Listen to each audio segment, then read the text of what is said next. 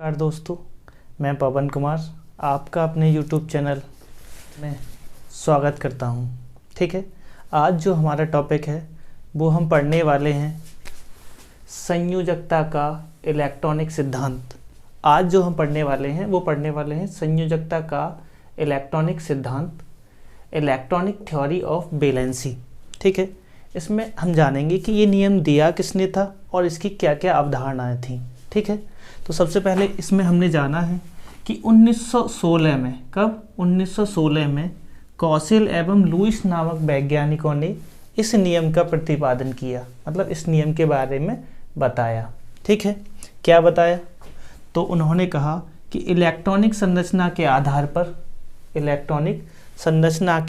पर संयोजी कोशों में उपस्थित इलेक्ट्रॉनों द्वारा आबंध बनाने की अवधारणा प्रस्तुत की। ध्यान से समझना, क्या था? कॉसेल एवं लुईस वैज्ञानिकों ने इलेक्ट्रॉनिक संरचना के आधार पर संयोजी कोशों में, किसमें? संयोजी कोशों में उपस्थित इलेक्ट्रॉनों द्वारा आबंध बनाने की अवधारणा प्रस्तुत की। इसका मतलब यह है कि किसी भी तत्व या परमाणु के संयोजी कोश में जो इलेक्ट्रॉन है उनके द्वारा जो बंध बनाए जाते हैं उनके बारे में इन्होंने समझाया। ठीक है, और ध्यान से समझना, इसको पूरा जो है सन 1919 में लैंगम्यूर नामक वैज्ञानिक ने किया। क्या है? इस सिद्धांत को कंप्लीट किसने किया? लैंगम्यूर नामक वैज्ञानिक ने। ठीक है, अब हम जानेंगे कि इस सिद्धांत का नाम क्या है। तो हमने बताया है, वैसे भी हेडिंग यही है कि इस अवधारणा को संयोजकता का इलेक्ट्रॉनिक सिद्धांत कहते हैं। ध्यान से समझना, ये जो अवधारणा दी गई है इसे क्या कहते हैं? संयोजकता का, इस अवधारणा को संयोजकता का इलेक्ट्रॉनिक सिद्धांत कहते हैं। ठीक है, अब हम जानेंगे इस सिद्धांत के प्रमुख बिंदु क्या हैं। ठीक है, तो हम समझते हैं कि इस सिद्धांत के प्रमुख बिंदु क्या समझेंगे? इस सिद्धांत के प्रमुख बिंदु क्लियर है? इस सिद्धांत के जो प्रमुख बिंदु हैं उसमें हम पहले बिंदु की बात करें। ठीक है ना, इस सिद्धांत का जो प्रमुख बिंदु है, इसमें पहला जो बिंदु है ये कहता है कि किसी तत्व की संयोजन क्षमता मतलब बैलेंस बनाने की जो क्षमता है। ठीक है, किसी तत्व की संयोजन क्षमता उसके बाह्यतम कोश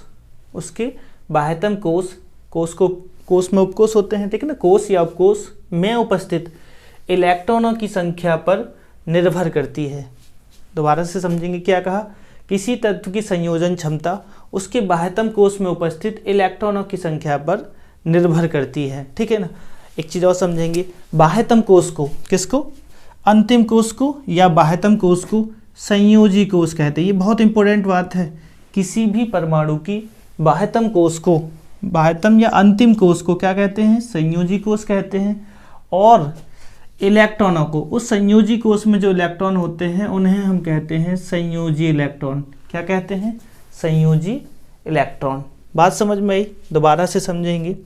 पहला पॉइंट यह कहता है कि किसी तत्व की संयोजन क्षमता उसके बाह्यतम कोश में उपस्थित इलेक्ट्रॉनों की संख्या पर निर्भर करती है। ठीक है ना, संयोजन क्षमता निर्भर करती है इलेक्ट्रॉनों की संख्या पर और बाह्यतम कोश के। फिर हमने जाना कि अंतिम कोश या बाह्यतम कोश को क्या कहते हैं? संयोजी कोश। और उसमें जो इलेक्ट्रॉन होते हैं उन्हें हम कहते हैं संयोजी इलेक्ट्रॉन। क्या कहते हैं? संयोजी इलेक्ट्रॉन। बहुत इंपॉर्टेंट पॉइंट है, हम पहला पॉइंट ढंग से याद रखेंगे ना। दूसरे पॉइंट की बात आती है कि बाह्यतम कोश में जितने इलेक्ट्रॉन संयोजन में भाग लेते हैं उसकी संयोजकता कहलाते हैं। ध्यान से समझना, जरूरी नहीं है कि सभी इलेक्ट्रॉन भाग लेंगे। बाह्यतम कोश में जितने इलेक्ट्रॉन संयोजन में भाग लेते हैं उसकी संयोजकता कहलाते हैं। जैसे मान लो 2 इलेक्ट्रॉन भाग ले रहे हैं तो संयोजकता 2 हो जाएगी। 4 इलेक्ट्रॉन भाग ले रहे हैं तो संयोजकता 4 हो जाएगी। अगर मान लो बाह्यतम कक्षा में 5 इलेक्ट्रॉन हैं तो जरूरी नहीं है कि उसकी संयोजकता 5 ही हो। ठीक है ना, तो हम क्या समझेंगे कि जितने इलेक्ट्रॉन क्रिया में भाग लेंगे वही उसकी क्या कहलाएगी? संयोजकता। क्लियर है? आगे चलते हैं। तीसरा पॉइंट उन्होंने कहा कि अक्रिय गैसों के इलेक्ट्रॉनिक विन्यास स्थायी होते हैं। अक्रिय गैसों के इलेक्ट्रॉनिक विन्यास कैसे होते हैं? स्थायी, स्टेबल होते हैं। क्लियर है? अब एक बात और समझेंगे, सभी परमाणु अक्रिय गैसों की संरचना प्राप्त करने के लिए, सभी परमाणु अक्रिय गैसों की संरचना प्राप्त करने के लिए आबंध बनाते हैं। बात समझ आ रही है? सभी परमाणु क्या करते हैं? अक्रिय गैसों की संरचना। अब अक्रिय गैसों की संरचना क्यों प्राप्त करना चाहते हैं? क्योंकि इलेक्ट्रॉनिक विन्यास इनका कैसा होता है? स्थायी। क्लियर है? इनका इलेक्ट्रॉनिक विन्यास स्थायी होता है, इसीलिए सभी परमाणु अक्रिय गैसों की संरचना प्राप्त करने के लिए आबंध बनाते हैं। ठीक है, आगे हम जानेंगे कि सभी लोग समझ गए होंगे कि सभी परमाणु क्या चाहते हैं? अक्रिय गैसों की तरह स्थायी होना। ठीक है ना। अब आगे बात आती है हमारा अगला पॉइंट। अगला पॉइंट क्या कहता है कि अक्रिय गैसों के समान संरचना प्राप्त करने के लिए आबंध निम्न प्रकार से बनाए जाते हैं। मतलब हर एक तत्व चाहता है कि उनकी बाह्यतम कक्षा अक्रिय गैसों की भांति स्थायी हो जाए, और स्थायी करने के लिए सभी तत्व निम्न प्रकार से आबंध बनाते हैं। कैसे? निम्न प्रकार से आबंध बनाते हैं। ठीक है, आगे हम जानेंगे कि आबंधों को बनाने का तरीका क्या क्या हो सकता है। ठीक है ना। आगे हम इसी में क्या जानेंगे कि आबंध को बनाने के लिए हमारे कितने प्रकार हो सकते हैं। तो पहला ये है कि इलेक्ट्रॉनों के आदान प्रदान द्वारा, मतलब कोई भी तत्व स्थायी इलेक्ट्रॉनिक विन्यास प्राप्त करने के लिए अपनी बाह्यतम कक्षा के इलेक्ट्रॉन को त्याग सकता है या ग्रहण कर सकता है, मतलब इलेक्ट्रॉनों का आदान प्रदान कर सकता है। ठीक है, सब लोग समझ रहे हैं? इलेक्ट्रॉनों का यदि वो आदान प्रदान करेगा तो हमारा, ध्यान से समझेंगे क्या है, संयोजी, देखो ध्यान से समझेंगे, आबंध कितने निम्न प्रकार के होते हैं। इसमें पहला था इलेक्ट्रॉनों के आदान प्रदान द्वारा। ठीक है ना। तो इसको हम, इसमें जो हमारा बंध बनता है सब लोग जानते होंगे, विद्युत संयोजी आबंध।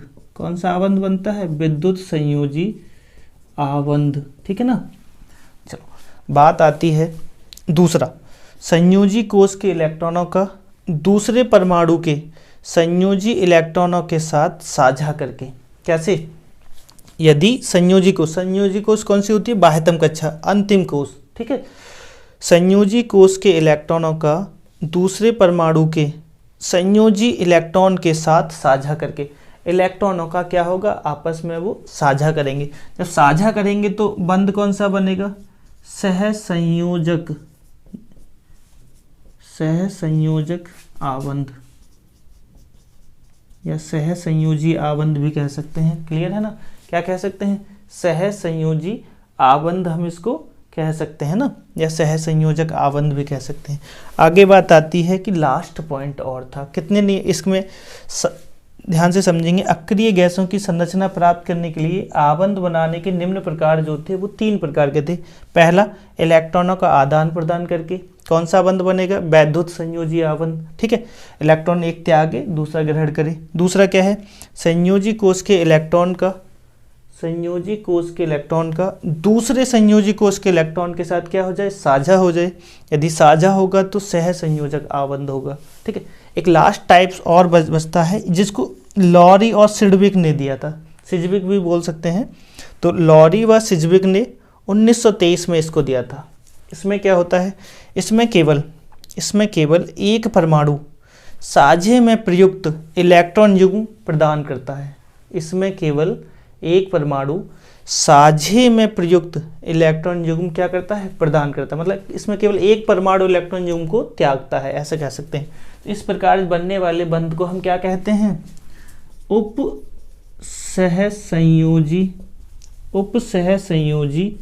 आबंध। क्या कहते हैं? उपसहसंयोजी आबंध कहते हैं। ठीक है, इस प्रकार बनने वाले आबंध को हम क्या कहते हैं? उपसहसंयोजी आबंध कहते हैं। देखो, इससे आगे की चीज़ों को जानने के लिए आप हमारे YouTube चैनल इसको सब्सक्राइब कर लीजिए। ठीक है ना। तो इससे आगे जो भी टॉपिक होंगे वो हम आपके लिए डालते रहेंगे। ठीक।